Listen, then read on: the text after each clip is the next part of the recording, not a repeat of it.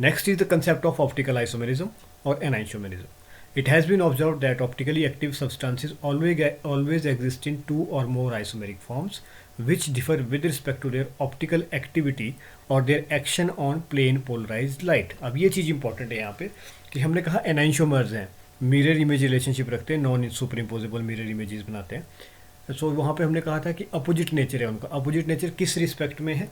On the basis of how they rotate the plane of the plane polarized light.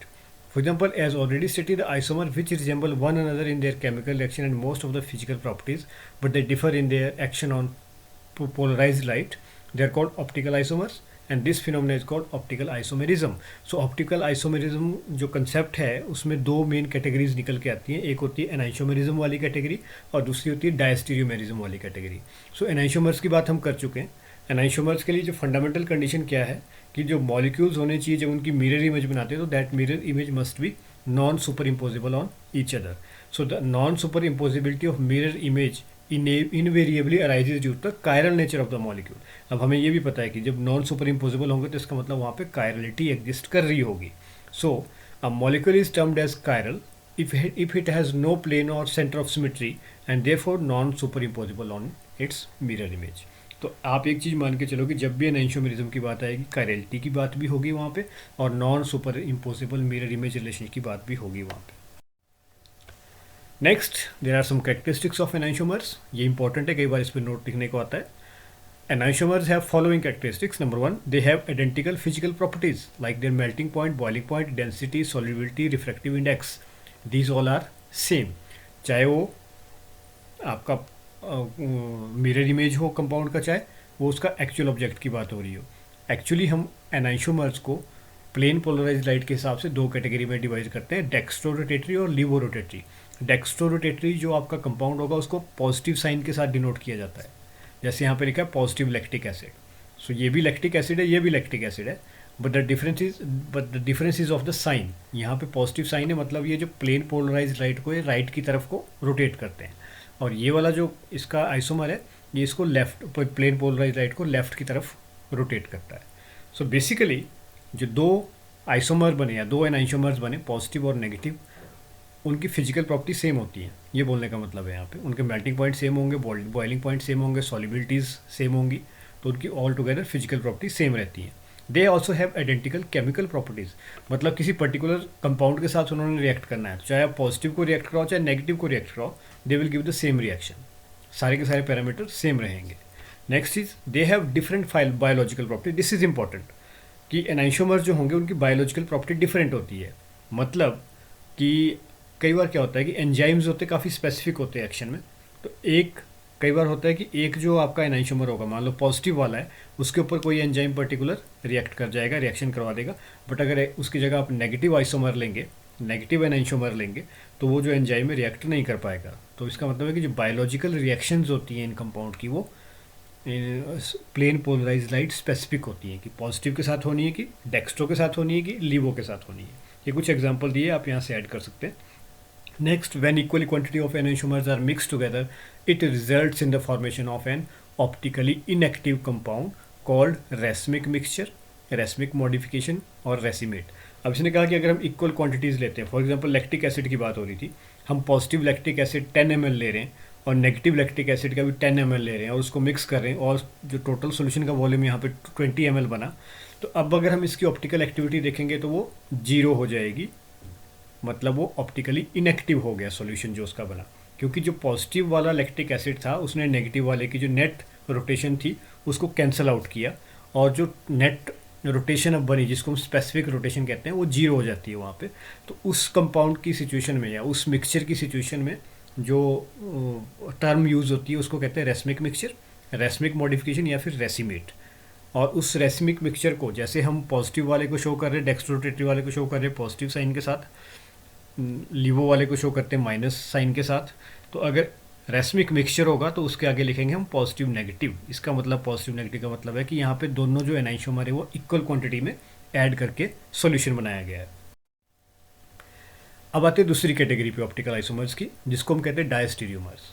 we have learnt that a compound containing one stereogenic center exists in two isomeric forms which are known as enantiomer. ये बात हम पहले कर चुके हैं. But what about if the compound have two stereogenic centers?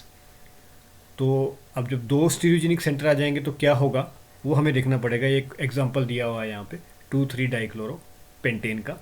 और 2,3 डाइक्लोरोपेंटेन में क्या है, ये इसका स्ट्रक्चर है, इस तरह से इसको ड्रॉ किया हुआ है. तो यहाँ पे आप देख रहे हैं कि जो कार्बन नंबर 2 है इसके साथ भी सारे के सारे ग्रुप डिफरेंट लगे हुए हैं. इट मीन्स ये कायरल सेंटर को रिप्रेजेंट कर रहा है और स्टीरियोजेनिक सेंटर को रिप्रेजेंट कर रहा है.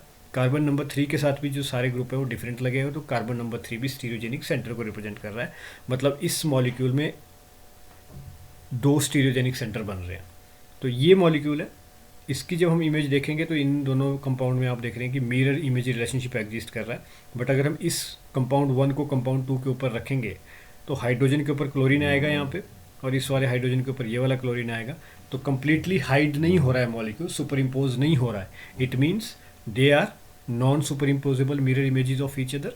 तो ये जो दो कंपाउंड बने ये एनाइंशोमर्स को रिप्रेजेंट कर रहे हैं. So compound 1 and compound 2 have enantiomeric relationship here. Similar is the situation with compound 3 and 4. ये कंपाउंड 3 और 4 है, सेम सिचुएशन है. यहाँ पे जब कंपाउंड 3 को कंपाउंड 4 के ऊपर करेंगे तो ये फिर से non superimposable mirror image relationship आएगा. Therefore compound 3 and 4 also represent the enantiomers. But अगर हम कंपाउंड 1 और कंपाउंड 3 को कंपेयर करें, फार्मूला तो सभी का सेम है, केमिकल फार्मूला सभी का सेम है, 1 का भी, 2 का भी, 3 का भी, 4 का भी, सबका सेम है. तो अगर हम 1 और 3 को कंपेयर करें तो यहाँ पे जो रिलेशनशिप बनेगा वो मिरर इमेज रिलेशनशिप नहीं बन रहा है. कंपाउंड 3 कुछ और तरह का कंपाउंड है, कंपाउंड 1 कुछ और तरह का कंपाउंड है. अगर हम यहाँ मिरर रखें तो ये चीज़ निकल के नहीं आएगी यहाँ पे. तो इन कंपाउंड में हालांकि इनका केमिकल फार्मूला सेम है but mirror image relationship exist नहीं कर रहा है. तो ऐसे molecule which has got the same formula but they do not exhibit और show mirror image relationship are called diastereomer. तो यहाँ पे कंपाउंड 1 और 3 के बीच का जो रिलेशन बना वो डायस्टीरियोमर्स है और वैसे ही कंपाउंड 2 और 4 जो यहाँ पे है वो डायस्टीरियोमर्स है. Now characteristics of diastereomers. अब ये इंपॉर्टेंट है, ये एनाइंशोमर से डिफरेंट होती है इनके कैरेक्टरिस्टिक्स भी. अब ये देखो थोड़ा सा मॉलिक्यूलर स्ट्रक्चर डिफरेंट होने से कितना फ़र्क पड़ जाता है, ये उसका एग्जांपल है. तो डायस्टीरियोमर्स में क्या होता है, दे show similar but non identical chemical properties. अब हमने वहाँ पे देखा था इनकी जो प्रॉपर्टी केमिकल प्रॉपर्टी सेम हो सकती है बट आइडेंटिकल नहीं है. In the reaction of two diastereomer with a given reagent the rate of reaction are generally different from each other. इसका बोलने का मतलब क्या हुआ कि सिमिलर प्रॉपर्टी शो कर रहा है, रिएक्ट कर जाएगा किसी पर्टिकुलर कंपाउंड के साथ, बट जो रेट ऑफ रिएक्शन है वो दोनों के केस में अलग अलग होगा. Next is they have different physical properties. उनके जो melting point, boiling point, density, solubility, refractive index वगैरह की वैल्यूज़ है वो डिफरेंट होंगी डायस्टीरियोमर्स के केस में. ये इंपॉर्टेंट है. एनाइंशोमर्स में हमने देखा था कि ये सारी चीज़ें सेम रहती है दोनों एनाइंशोमर्स के लिए, बट डायस्टीरियोमर के केस में ये सारी चीज़ें डिफरेंट हो जाती है. नेक्स्ट है their specific rotations are also different from each other. In fact, some of the diastereomers may be even optically inactive. Specific rotations की वैल्यू डिफर करती है एक दूसरे से और मोस्टली या हम कह सकते हैं कि ज़्यादा करके जो डायस्टीरियोमर्स है वो ऑप्टिकली इनएक्टिव होते हैं, हो सकते हैं. Next, on account of their physical property diastereomers can be rather separated easily by physical methods like fractional crystallisation, fractional distillation, chromatography etcetera. क्योंकि इनकी फिजिकल प्रॉपर्टी में डिफरेंस आ रहा है तो हम जो जनरल सेपरेशन की टेक्निक्स है हमारे पास लाइक क्रिस्टलाइजेशन है, डिस्टिलेशन है या क्रोमेटोग्राफी है, उनके थ्रू हम इनको सेपरेट आउट कर सकते हैं. बट एनाइंशोमर्स को हम सेपरेट नहीं कर सकते उस मेथड से. तो अगर आप कंपैरेटिव डिफरेंस दोनों का देखेंगे तो आपको पिक्चर बहुत ज़्यादा क्लियर हो जाएगी. और एक एक दो एग्जांपल आपने जरूर ऐड करने हैं एनाइंशोमर के भी और डायस्टीरियोमर के भी, जो आप नोट्स प्रिपेयर करेंगे इसका.